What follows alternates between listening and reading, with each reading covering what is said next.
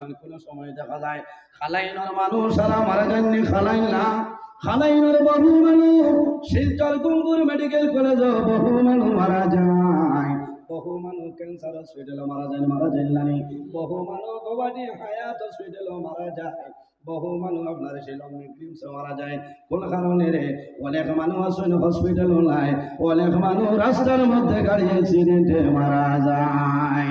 মায়ের জমিন ওখান ধরি বাবা রে, যদি তুমি পালসার 180 লইয়া বার হইতাই না, তাহলে জমিন তোমার কোন সময় মরণ হয় না, ঠিক না? না কোন সময় বেশিরভাগ আপনার ট্রাভেলার অ্যাক্সিডেন্ট হইয়া মানুষ মারা যায়। ও কয়েকদিন আগে আপনার আর খালাইনোর হাতি করো এক পরিবারের 6 জন মানুষ জমিন তলে মারা গেছেন নানি। আমি প্রায় দিন মাইকের মধ্যে হয়েছি, দোয়া করেছি বাইরে যদি তারা বুঝতা আজ রানীঘাটের ব্রিজের কিনারে গেলে মরণ হইব, মানুষ গেলাও নেনি না। কোন কারণে মানুষ বন্দার শরীরের লগে যে জায়গার মাটি বন্দার শরীর মিক্স আছে, এই জায়গায় না যাওয়া পর্যন্ত মানুষের মরণ হবে না। মানুষকে কোন সময় কোন দিন কোন জায়গা বন্দা মারা যাইবা এই জমিন কোন মানুষের হওয়া সম্ভব নাই। আর কোন জমিন বন্দার দফন হইব বন্দার হইতে হয়তো নাই। আমি নজরুল ইসলাম আপনার সামনে আছি। একদিন আমি এই মাইক মাতিয়া এমন একদিন হইব মানুষের জমিন মাইক হইবা অমুক নাই। বন্দা কোন সময় কোন জমিন মারা যাইব কোন মানুষের হওয়া সম্ভব নাই। ডাকাই কোলে হাকায় কিতাবের মধ্যে আনয় একজন ফেরেশতা শৈলের নাম হইল মালাকুল আরহাম। আল্লাহ জানাইলো মালাকুল আরহাম আমার বন্দা খালাই সানহুর তার মার রহমের মধ্যে প্রবেশ করিলেইছে রে। ও মালাকুল আরহাম আমার বন্দা দুধ ফাতিলুল জমিন মারা যাইব, আমার বন্দা কোন জায়গাতে মালিডরের জমিন মারা যাইব, এই মালিডরের সামান্য মাটি লইয়া যাও তার মার রহমের মধ্যে মিশাই দেও। আমার বন্দা বড়ইব এই মাটি তার শরীরের লগে মিশাইব, আমার বন্দার জমিনের মধ্যে বড়ইব, আমার বন্দার জীবন শেষ হইব, এই মালিডর না যাওয়া পর্যন্ত মরণ হবে না, ঠিক না? কারণ কিতা সেই জায়গায় যাইতে লাগবো। তাফসীরে দুররে মনসুরের মধ্যে আনয় হযরত সুলাইমান আলাইহিস সালাতু ওয়াস সালাম একদিন হযরত সুলাইমান আলাইহিস সালাম নবী, শুধু খালি নবী নাই, আল্লাহ তামাম পৃথিবীর মধ্যে 60 জন বাদশা আল্লাহ বানাইলা। 2 জন হইলা মুসলমান, 2 জন মুসলমান হলা নারী, 2 জন মুসলমান, 2 জন মুসলমান, মুসলমান 2 জনের মধ্যে একজনের নাম হইল হযরত সুলাইমান আলাইহিস সালাম। সুবহানাল্লাহ। একজনের নাম হযরত সুলাইমান আলাইহিস সালাম। এই নবী লগে তাম পৃথিবীর বাদশা, তাই হাওয়ার উপরে বর করিয়া তাম পৃথিবী ঘুরিতে পারতা। কওনা সুবহানাল্লাহ। এই এনর বাবাকে বলে এনর নাম হইল হযরত দাউদ আলাইহিস সালাতু ওয়াস সালাম। আল্লাহ সুলাইমান আলাইহিস সালাম রে আল্লাহ ইলম আল্লাহ জ্ঞান দান করছিল। কওনা সুবহানাল্লাহ। আল্লাহ কোরআন শরীফ কইছেন, কোরআন শরীফের মধ্যে একটা সূরা আছে যে সূরার নাম হইল সূরা নমল।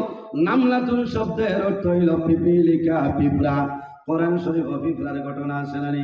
হযরত সুলাইমান আলাইহিস সালামের লগে পিপিলিকার আপনার কথোপকথন হইছে, কথাবার্তা হইলের জন্য আল্লাহ রাব্বুল আলামিন কোরআন শরীফের মধ্যে একটা পিঁপড়ার নামে আল্লাহ সূরা বানাইছেন। সুবহানাল্লাহ। কোরআন শরীফের মধ্যে একটা সূরা আছে যে সূরা মহিলাদের নামে আছে, এই সূরার নাম হইল সূরা নিসা। আমরা বেটিং তোর দাম তার বেশি আছে। আর একটা সূরা আছে রে, এই সূরার নাম হইল সূরা বাকারা। বাকারাতুন শব্দের অর্থ হইল গাবি। এই সূরার মাঝে একটা গরুর গায়ের ঘটনা আছে, এর জন্য রব্বুল আলামিন এই সূরার নাম রাখিয়া দিয়েছেন সূরা বাকারা। আরেকটা সূরার নাম আছে আনকাবুত। আনকাবুত শব্দের অর্থ হইল মাকড়সা। মাকড়সার নামে আল্লাহ কোরআন শরীফের মধ্যে একটা সূরা বানাই দিয়েছেন। বলুন সুবহানাল্লাহ, জোরে বলুন সুবহানাল্লাহ।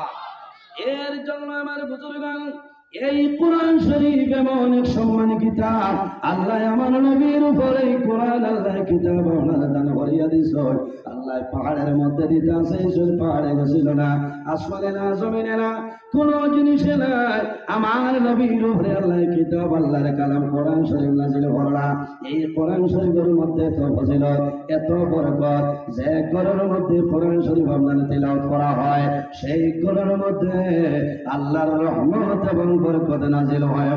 সুবহানাল্লাহ, আরো জোরে বলুন সুবহানাল্লাহ। এর কারণে আমার বুজুর্গগণ, একজন ছেলেরে মাদ্রাসা দারুল উলুম খালাইল মাদ্রাসা যেটা আছে, একজন ছেলেরে তুমি নবীর বাগান মাদ্রাসা পড়াইলাও, একজন ছেলেরে জমিন হাফিজ বানাইলাও, মা মারা যাইবাই কোনো চিন্তা নাই, বাবা মারা যাইবাই কোনো চিন্তা নাই। কারণ নবী যে ফরমায়, একজন ছেলেরে যদি জমিন কোরআনের হাফিজ বানাই যাও, মা বাবা মারা যাইবাই, আল্লাহ কিয়ামতের ময়দান, মা বাবারে হাসরের ময়দান আল্লাহ নূরের টুপি পরিধান করাই দিবা। সুবহানাল্লাহ। এর কারণে আমার বুজুর্গগণ, অনেক মা বইন হলে নামাজ পড়ো, নামাজ পড়িয়া দোয়া করেন যে আয় আল্লাহ আমার একজন ছেলে সন্তান দান করো, নবীর বাগানে পড়াইতাম বলানি।